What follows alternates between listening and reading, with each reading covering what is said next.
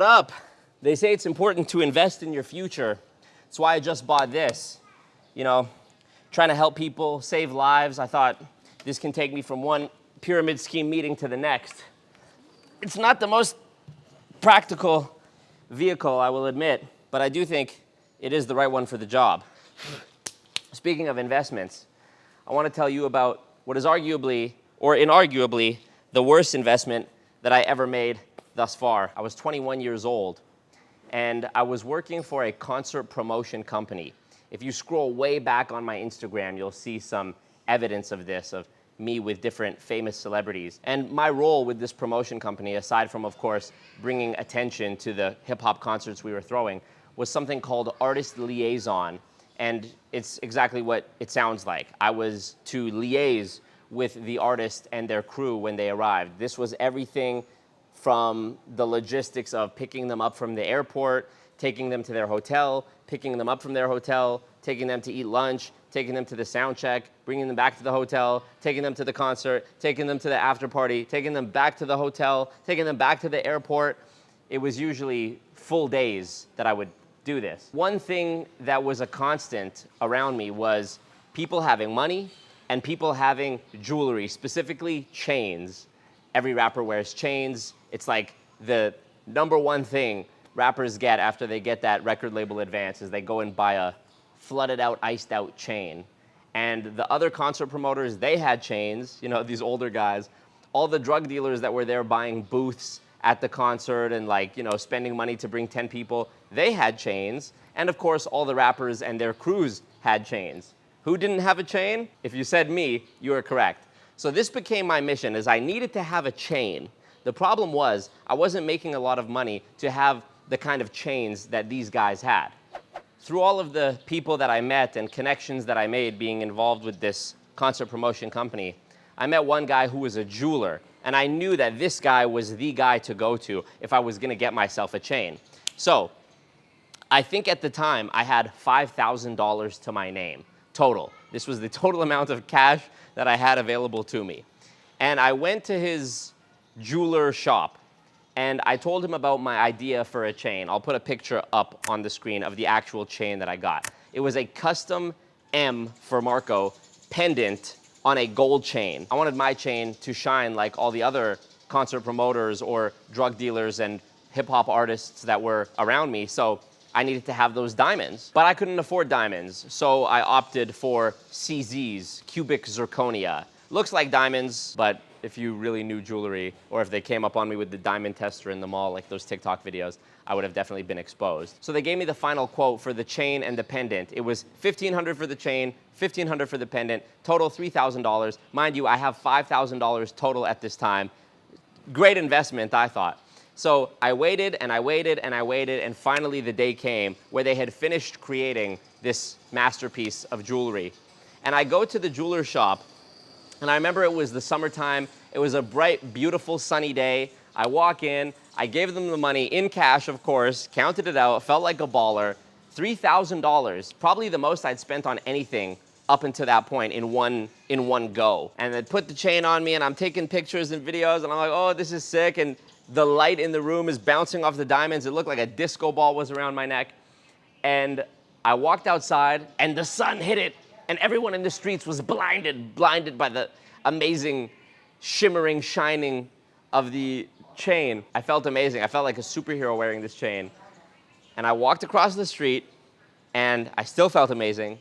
And I got into the car, and I still felt amazing. And then I closed the car door, and I went, oh, fuck. I made a mistake. Because that quickly, the allure and the feeling that I had just done something magical had already faded away by the time I got in the car. There was so much anticipation leading up to, you know, me actually getting the chain. There was the idea of the M chain. Then there was them showing me the design and going back and forth on how big it would be and what kind of diamonds we would use and how heavy was it gonna be.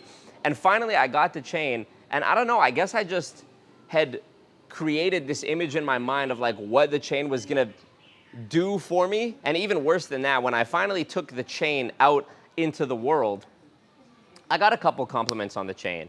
But then I started noticing other things. Oh, this guy's got a chain, but he also has a watch on this wrist and a bracelet on this wrist, and my wrists are naked. So now I feel like I have to have the trifecta, you know? I have to create the pyramid going from my neck down to both my wrists, you know? And then maybe I need to have like a nice belt to connect it this way. So I was in a pyramid scheme of sorts by feeling like I had to have something here, something here, something here. And it's just endless. It's truly endless. And when I really felt like an idiot was, you know, I have these glasses that I wear in all my live streams and in some of my videos. And many people have complimented me on these glasses over the years. I've had them since 2017. People ask me, where'd you get those glasses? How much were they? Those glasses, I will say, it was kind of a ridiculous purchase when I bought them. They were $1,000. The brand is called Gold and Wood because they're made of gold and wood. And the reason I say it was kind of a silly investment because that is a ton of money to spend on glasses. But considering I've had them going on 8 years now, I would say I've got my money's worth out of them, and they're still beautiful, and I still like them. So I had those glasses for $1,000. I had the chain for $3,000, and I also had this watch. I'm gonna show a picture of the watch. This was a Joan Rivers collection women's watch, a ladies' watch that I got at Value Village for $10, also in 2017. It matched perfectly. It completed the set of the glasses, the chain, the watch. And when I would go outside somewhere to a concert or to wherever, and I was wearing all three, the glasses for $1,000, the chain for $3,000, we're at $4,000 now, and the watch for $10. Do you know what the most complimented accessory ever was? It was the watch. The cheapest one of the three items that I had obsessed over was the one that actually got the most recognition and the most compliments.